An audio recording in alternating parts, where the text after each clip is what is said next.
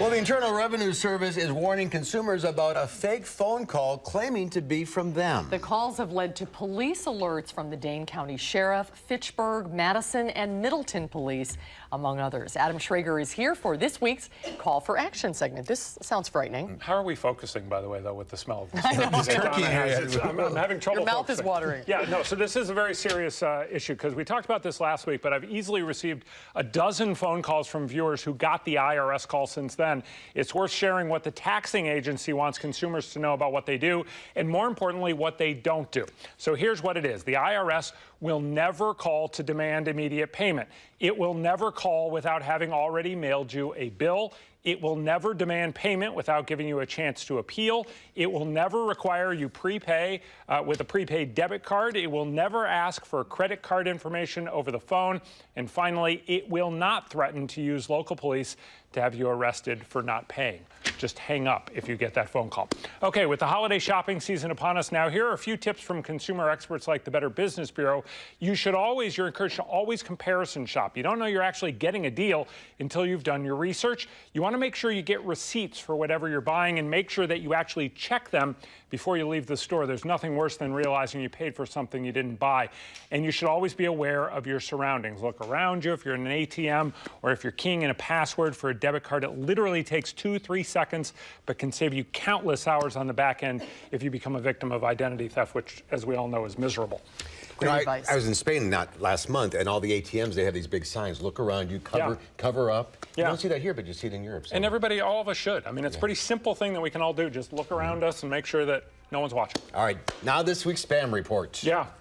This is a good one. It is a good one. So we are continuing our dramatic readings to educate the ongoing online efforts to separate you from your money and your personal information. Once again, we have the help of my two oldest children, Harper and Clark. They may only be 7 and 5, but they're not about to fall for the winks, nods, and charms of spam report actor Tim Town. And now, spam story time with Tim Town. Are you ready? Yeah. Okay, here we go. From test@edcr.local. Subject, your abandoned consignment.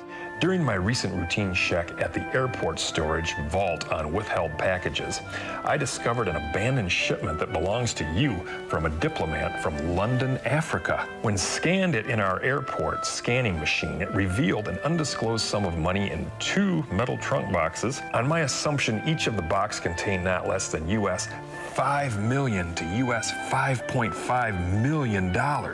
I will advise you to provide your current phone number and full address to enable me to cross-check it if it corresponds with the address on the official documents, including the name of the nearest airport in your city. Regards, Mr. Sam Smith, Office of the Inspection Unit, JFK, John F. Kennedy International Airport in New York, USA. London, Africa doesn't make sense. And how could a shipwreck be in a suitcase? No, sweetheart, it doesn't. She is the smart one in the family. I should point that out. We all know, of course, that Sam Smith is a pop music icon with a soulful, dulcet tone.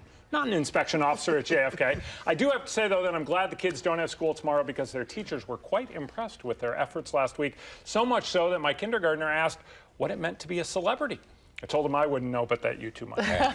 All right, if you have any consumer problems you need help solving, you can call for action any Monday, Wednesday, or Friday between 11 and 1. You can reach the volunteers at 608-270-2833, or you can call for action anytime, channel3000.com/call-for-action. Harper and Clark, you're not taking any of that. No, there are smirks on those faces. The problem is their little sister now somehow wants on. So I got to figure out a way to get their little sister. She wouldn't have sat still. That would have been the problem. She would have been running around.